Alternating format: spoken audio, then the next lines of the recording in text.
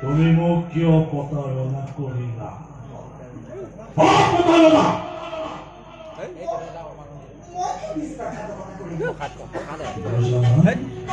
তুমি কৈছিলা এই তীৰ্থকথা ব্ৰহ্মাৰ কন্যা সৰস্বতীৰ সমান সুন্দৰী ৰমণী পুনৰাই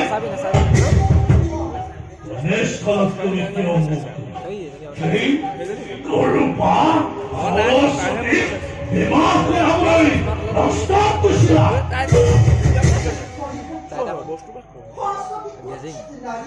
উচিত নাৰী মোক কোনেও ক'ব নালাগে। মই অন্ধ নহয় মাত্ৰে মই নিজ চকুৰে দেখি আহিছো সৰস্বতী এখন ৰাতি উচিত নাৰী।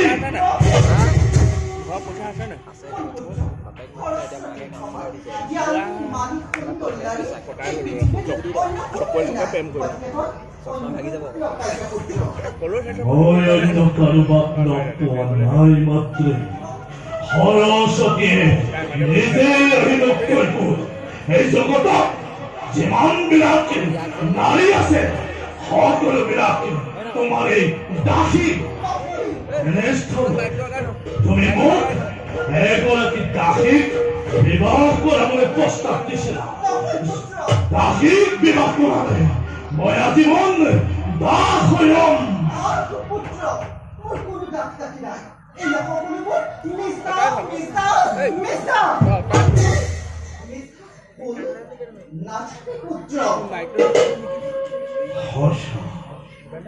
মিছা মই নাজানো একো জানো মাত্ৰ মই মোৰ কৰ্তব্য মিছা।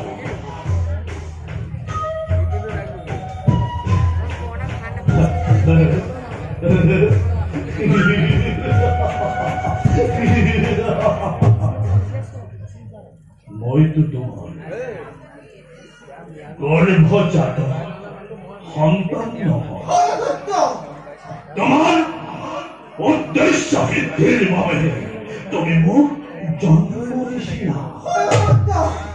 সেইবাবে তোমাক দেখিলে মোৰ মাতৃভাৱ নাজাকে হ'ব। মই দাসীক এই সৰস্বতীক বিবাহ কৰিব লাগিব। মই তোমাকে বিবাহ কৰাব পাৰো। তোমাক বিবাহ কৰালে তোমাৰ গোটেই ৰমণীবিলাক মোৰেই হ'ব।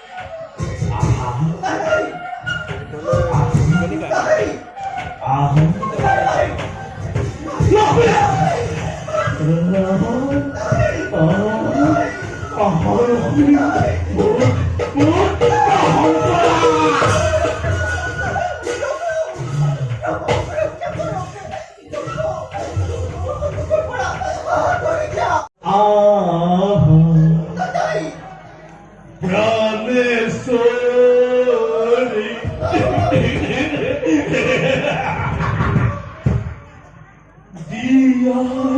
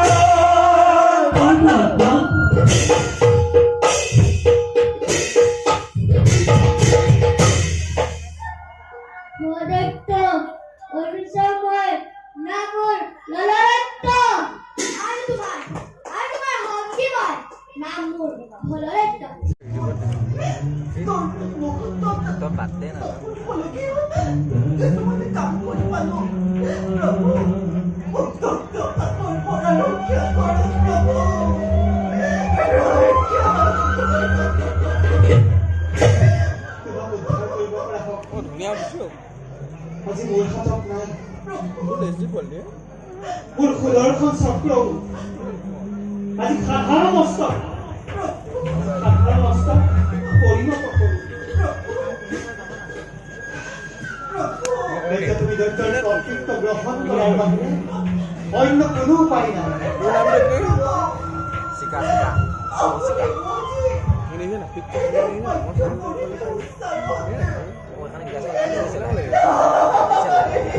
মই উচ্চাৰণ কৰা নাই লক্ষ্মী। আজি দৈত্যই চিঞৰি চিঞৰি সকলোৰে আগত কৈ গৈছে লক্ষ্মী তাই একমাত্ৰ পত্নী।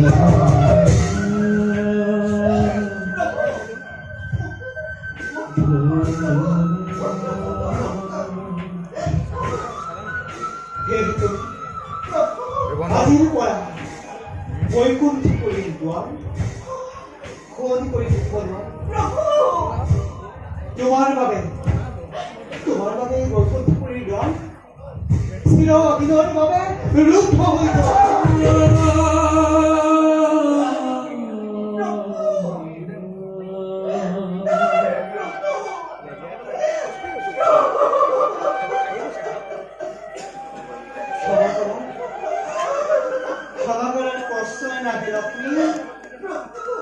তুমি আজি দৈত্যৰ পত্নী আৰু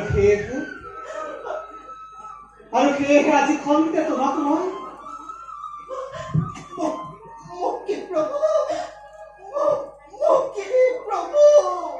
আজি খন্তে মই তোমাক পৰিত্যাগ কৰিলো।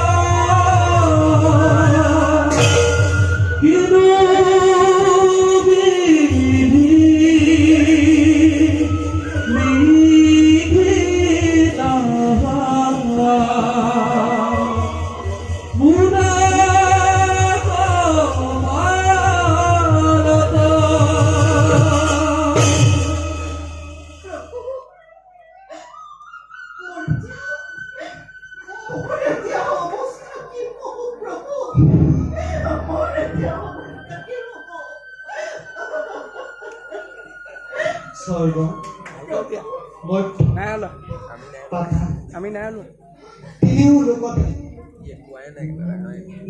তুমি ৰক্ষা পাব মিলাই যদিহে তোমাৰ ৰক্ষা কৰিব বিচাৰিছা আৰু জগতবাসীৰ আগত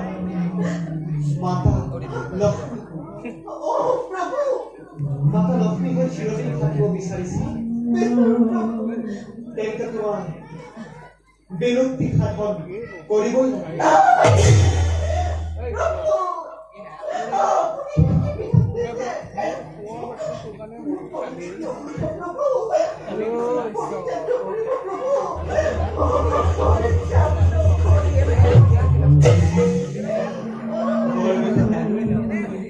উপযুক্ত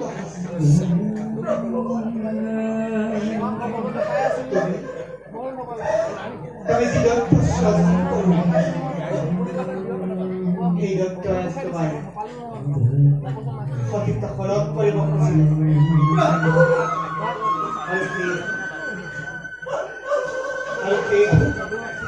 তুমি তোমার বিরক্তি সাধন করবে তিনি কল্প ধরে মহাসমুদ্র ডুব মারি থাকিব লাগে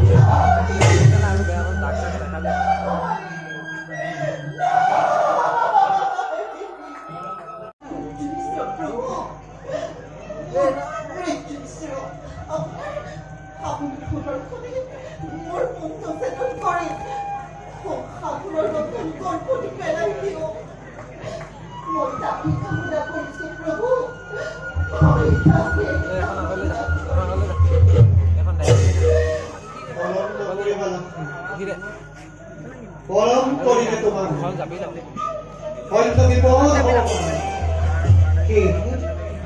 অতি শীঘ্রে তুমি সমুদ্রের তীরে নয় মায়াবতী পরম যখন পরম লক্ষ্মী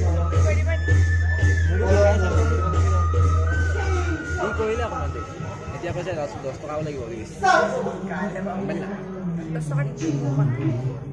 10 টকা নকওঁ এই বই কত পড়ে পড়ে লক্ষ্মী আছে কে আমার নকলর পাবে কই কষ্ট ও কে তুই তোরে বই কোন করে আগর কত করতে তো বুঝা কোলা কাপড়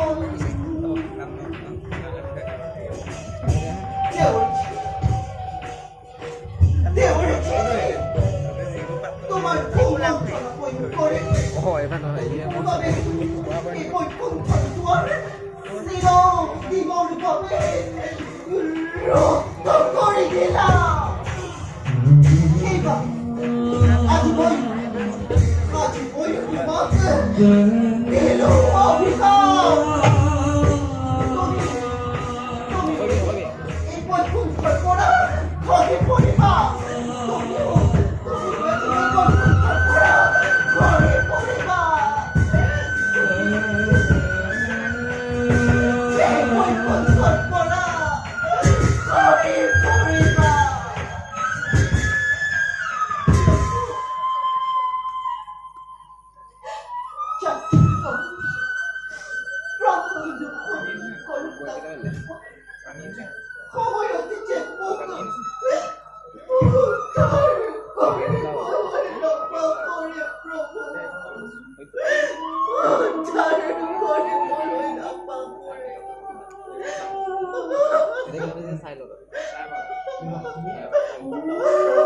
তুমি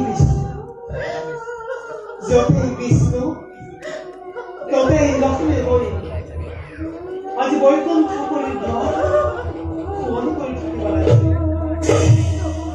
কিন্তু আজ তোমার অকালতে খেলোয়াড়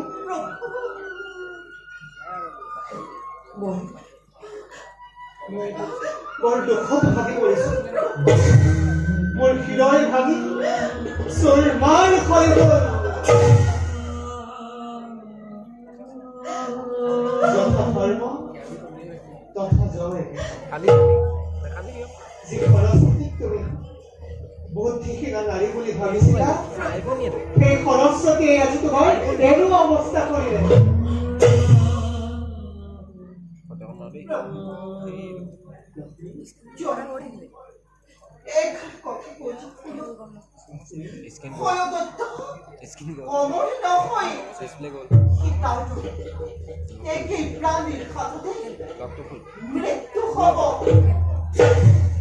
মই চাই দিছোঁ কোনচোন যাওঁ হৈ থাকে বোলো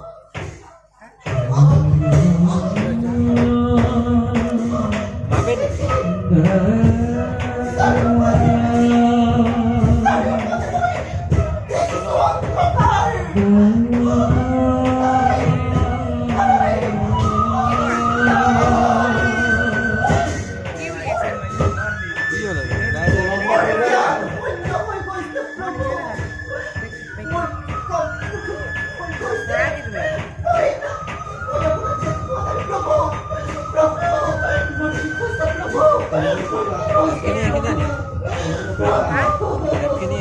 কলম নকৰিবা লক্ষ্মী তোমাৰ সমস্ত পাপে আগুৰি ধৰিছে তুমি সমুদ্ৰৰ ফালে নয় মায়া লক্ষ্মী লৈ নাথাকিবা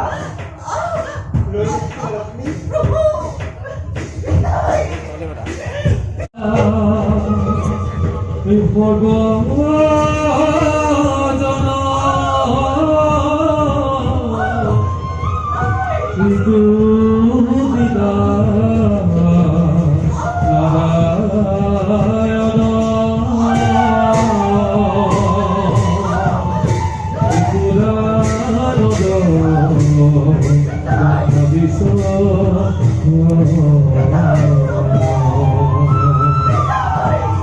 Contigo te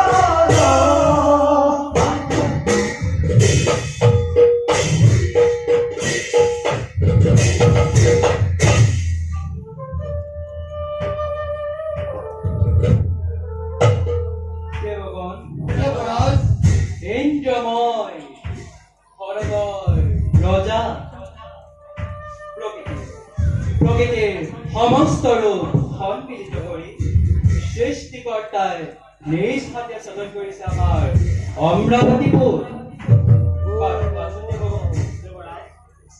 আমাৰ অমৰাৱতীপুৰ ৯,০০০ দেৱতাৰ অমূল্য সম্পদ। কিন্তু দেৱমন অলপ সময় আগতে দেৱলক্ষ্মী কাৰণে বাৰ্তা দি গ'ল আৰু কিছুদিনৰ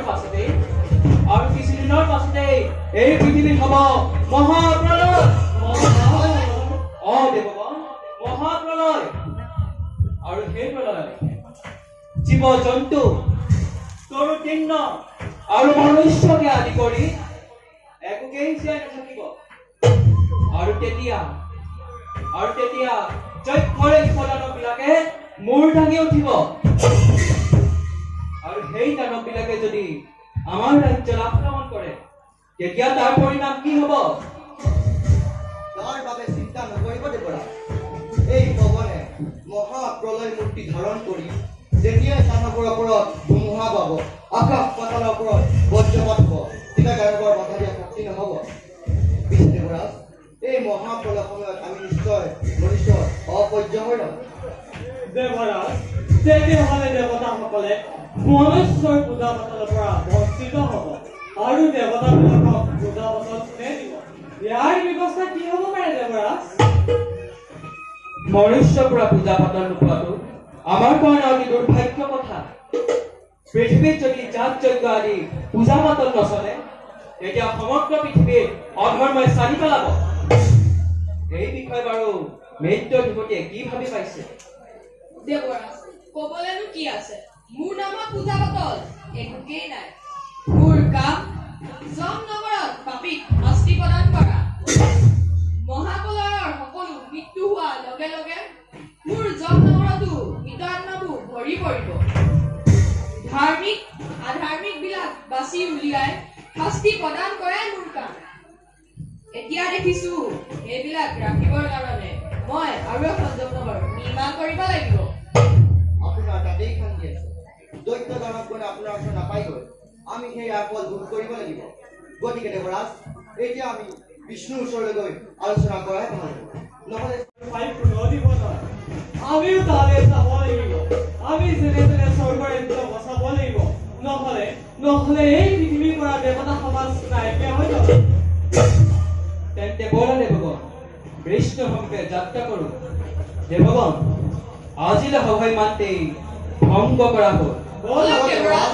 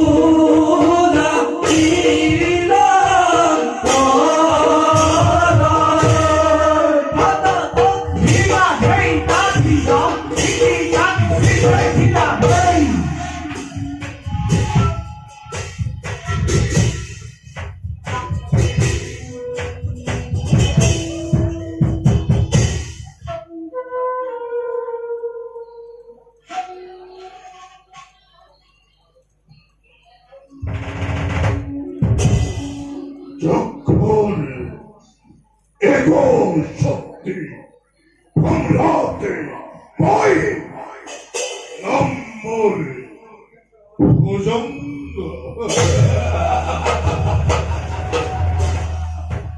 তাই জ্যেষ্ঠ ভাতৃভাই নাম বল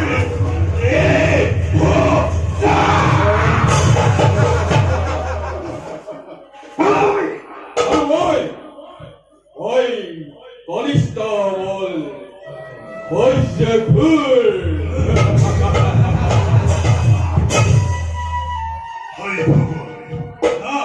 আমাকে পরস্ত করিব বলাবি কোন নয় এই বিশ্ব বন্ধ গতিকে গতিকে এফলের বলা হত্যা হত্যা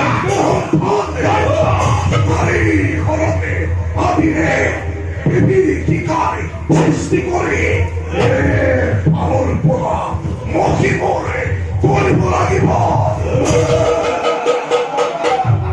ভাই কাৰো প্ৰতি ভয় নাই কেৱল হত্যা হত্যা কেৱল হত্যা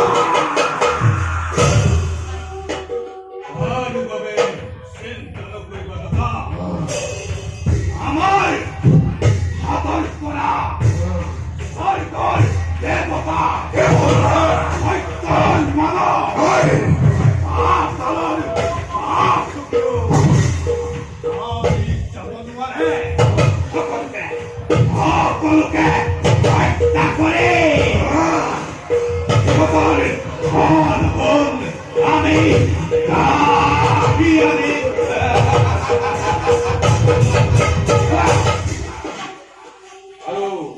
আৰু সেই দেশবোৰৰ ধন সম্পত্তি আমি আমাৰ ৰাজভঁৰালত ভৰোৱা হৈছে